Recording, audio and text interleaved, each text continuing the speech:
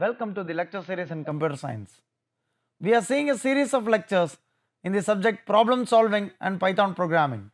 This subject is for the students studying in their BE BTech degree program, in their first semester of their BE BTech degree program.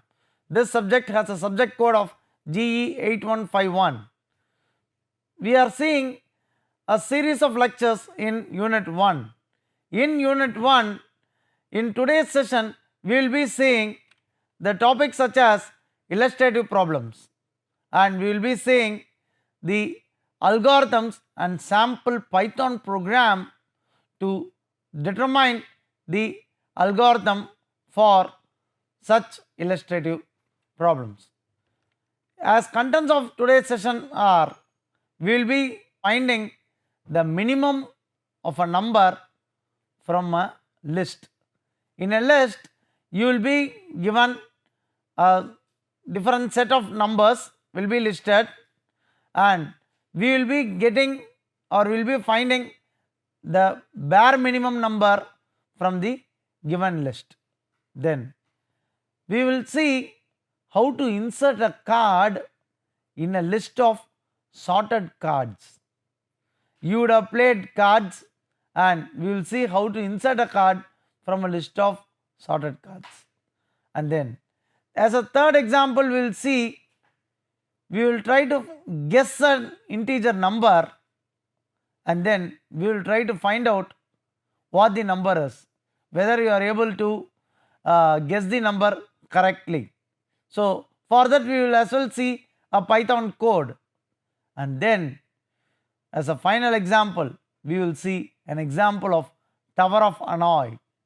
This Tower of Hanoi example is a very important question as far as the examination point of view is concerned, and even as far as an interview point of view is concerned. Even in your free time, you can also have a play with respect to this Tower of Hanoi example. Now, as a first example, let us find the minimum in a list. What is a problem? The problem statement determines, given a list of positive numbers, and you are supposed to return the smallest number which is available in the list. So in a list, what is a list? A list has a sequence of numbers. So in a sequence of numbers, the duty of you is to determine which is to be the least number in the list. Now for this, what is the input that is required? The input is, in a list L, the list, it should contain the positive numbers. That is your input criteria that has been given. What is the output that you expect? The number n, whatever is available in the list, it will be the smallest number of the list. So this is my prerequisite. The problem is, I am giving a list of positive numbers and I am expecting to get the smallest number on the list. Now let us see how to write the algorithm to determine the smallest number in the list. As step 1, you start, you write the start, and when you have start, have it in mind, you need to have a stop. Then step 1 is start. Now step 2 is get the positive numbers as input and you add it to the list. A list is determined with a square braces. This is how a list is determined. You are getting the positive numbers and you are adding it to the list L. Then you are setting a minimum value, a variable called minimum, to L of 0. My dear viewers, if it is like this, L equal to, in my list I have 5, 3, 2, 7, 9. This is my list. Here what I do is, these are the values. 5, 3, 2, 7, 9 are the values. But are these the positions? No. These are only the values. Then what is the position? This is said to be in position number 1, which means by default in computer it will be determined as position number 0. Indexed 0, indexing 1, index 2, index 3, index 4. As this is in 0, what I am doing? I am setting this value 5 as the minimum value. How do I know which is said to be the minimum value? Just by seeing, you can say that 2 is the minimum. But how does a computer know? A computer is an idiot box. It does not know anything. It is you who have to feed the computer. So, initially, when you have given the list of numbers, this is said to be the position. 0, 1, 2, 3, 4 are said to be the position. So, initially the first position will be said to be having the minimum value. So, this min is now set with the first value. So, now I have given it as min equal to 5. For each number x in the list L, compare it to the minimum. If x is smaller, set min to x. It is going over here. You are making a comparative study between 5 and 3. Which is smaller? Now 3 is smaller. So now what has become? What is the value of min as? Min now becomes 3. Clear? Min becomes 3. So again, you make a comparative study between 3 and 2. Which is smaller? 2 is smaller. So now min becomes 2. Min becomes 2. So again you make a comparative study between 2 and 7. Which is smaller? Still 2 is smaller. So min is 2. Again you make a comparative study between 2 and 9. Which is smaller? Still 2 is smaller. So min is 2. So the min is now set to the minimum number in the list. So now you are stopping it. Hope it is clear. First you are starting, then you are getting the positive numbers and you are adding it to the list. I have got all the positive numbers and I have added it to the list, and when I am adding it, the above now determines the position, 0th position, first position, second position, third position, fourth position. I am setting the first value as my minimum value, which is put up at the 0th position. For each number x in the list L, I am comparing it to the minimum. If x is smaller, I am setting the minimum to x. How do you make a comparative analysis? By checking with the second number. When I check it, the second number is now set to be the minimum. So I am making the minimum as 3. And I am again making a comparative analysis with the next number. So until I get the minimum, bare minimum number, I am doing this. I am repeating this process. So now the min is now set to the minimum number in the list, and that minimum has been displayed. This is the algorithm to find the minimum number from a list. So now let us see the first and foremost Python code, how a code determines. This is how a Python code determines, looks like. Do not bother how to read this code because we have not gone into the basics of Python code. Just I have explained you about an algorithm. I have given you a problem statement, wherein in my problem statement I need to find the minimum value from a list. So based on the problem statement, some code has been written. Just have a overview or a brief idea about how this code represents. So here in this example, I have taken the example as B. In B, this is to be a list. That list is being named as B. In this naming, I have 5 values 1, 2, 3, 4 and 5. Now the Python code, anything and everything will be determined with definition.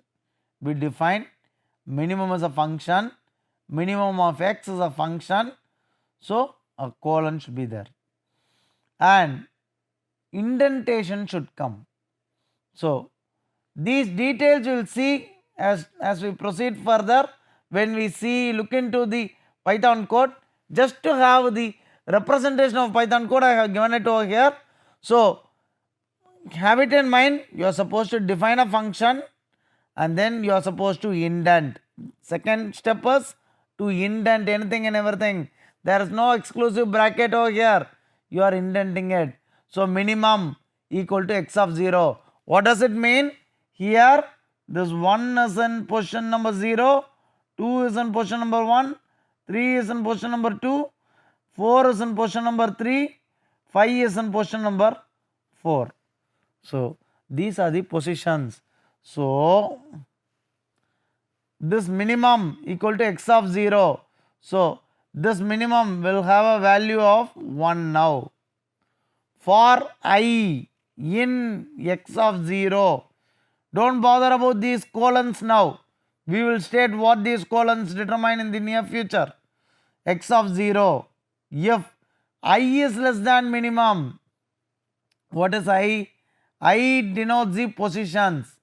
So what is I now? I becomes 1. If this 1, position 1, what is the value of in position 1? It is 2. If 2 is less than, if this is 2 is less than minimum, then minimum equal to I. Is 2 less than 1? No. 1 is only less than 2. So minimum cannot be I. So else minimum equal to x of 0. So here again the minimum value is still 1 and you return the minimum. You go back, then you do this computation part again and again. So this is how you do the computation part, and after you get the minimum value, you print the minimum of B. What is it B? Where does this B have? This B is represented over here. So this B is over here. So you are printing the minimum of B, which is nothing but 1. So this is how you write a Python code.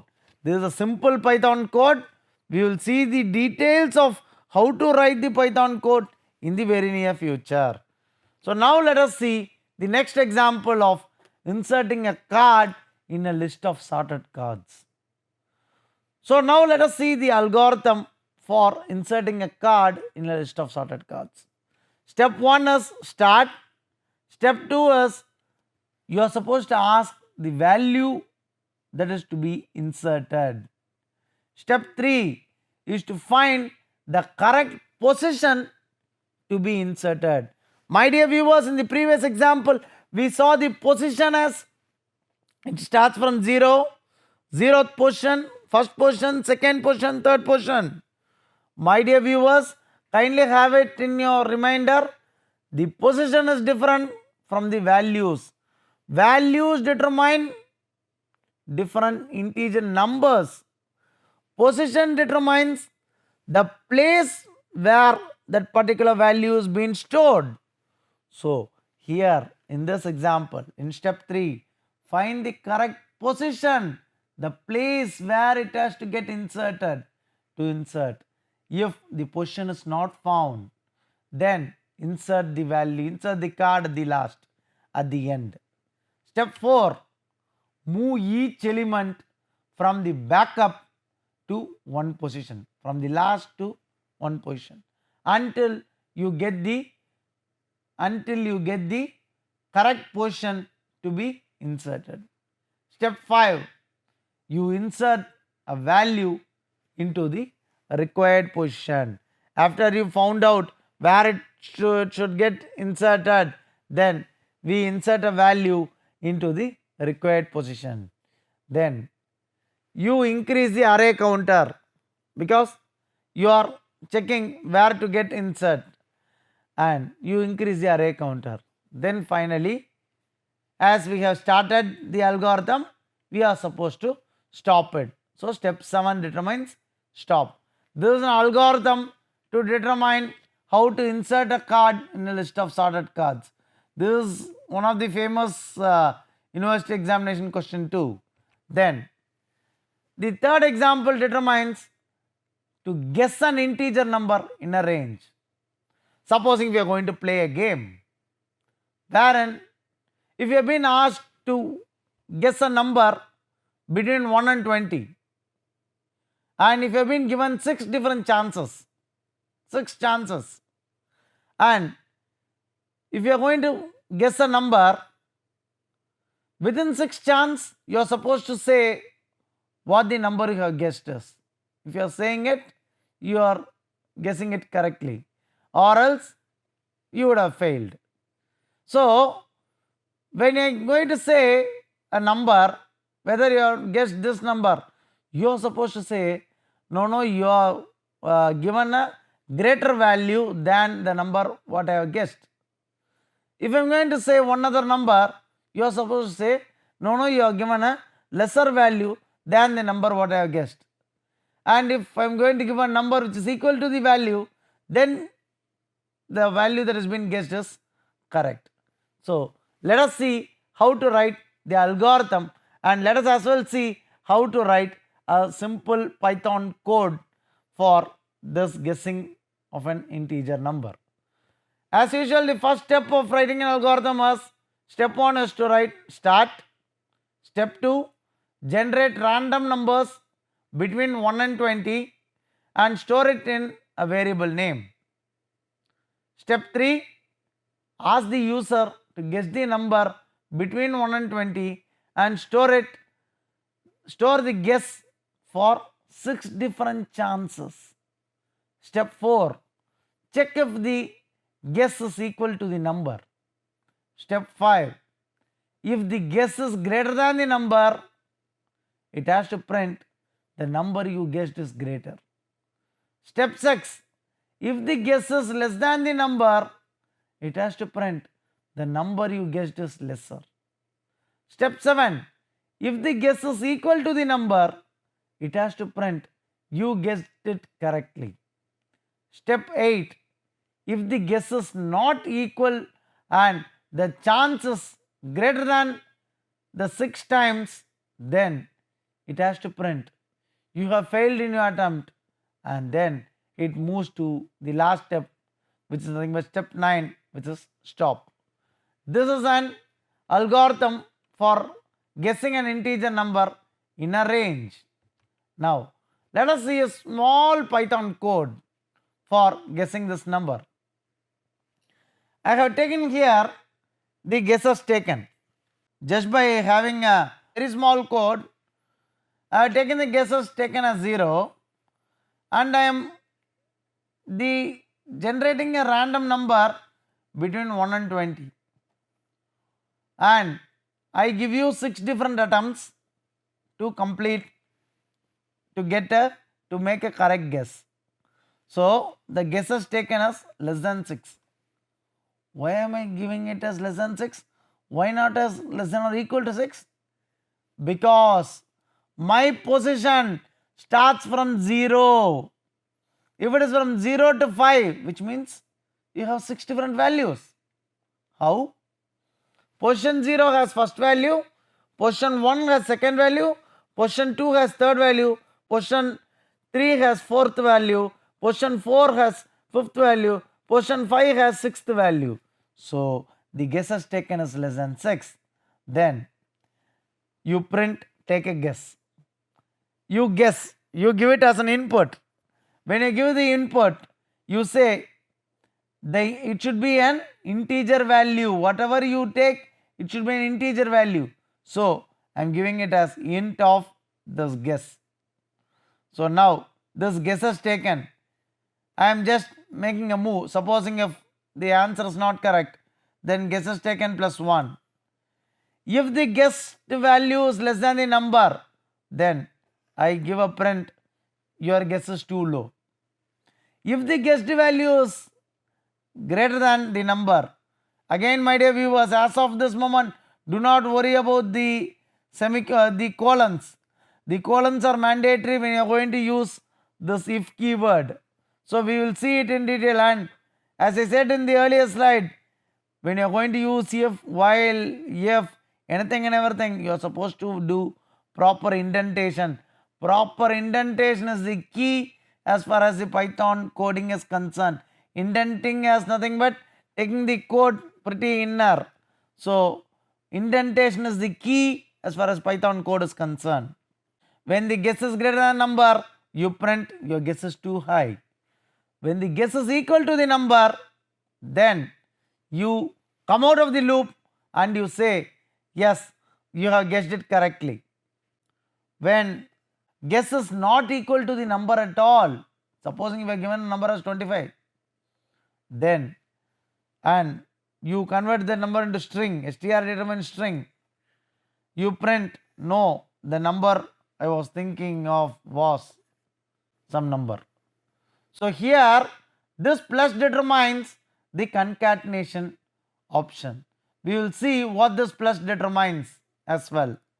Now the next example denotes, so this is a sample Python code example.